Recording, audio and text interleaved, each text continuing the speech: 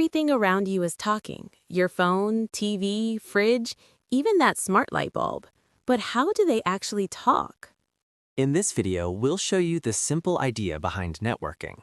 Nodes, routes, and packets, with one clear analogy so it actually sticks. Think of the internet as a postal system. Devices are houses, nodes. Wires and Wi-Fi are roads.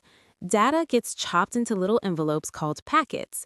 Routers are post offices. They read addresses and send packets the best route. Protocols like TCP/IP are the postal rules that make sure envelopes arrive and get reassembled. Want a page? Your device asks DNS, the internet's phone book, which returns an IP address. Then TCP sends packets, the server replies, and your browser recombines them. That's why slow networks equal delayed packets equal buffering. Networking powers streaming, video calls, online games, and remote work, and it's why security and speed matter. A tiny misroute or leak can slow things or expose data.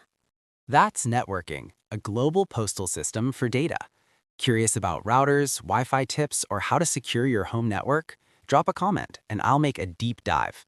More related videos links are added in description. Go and watch them.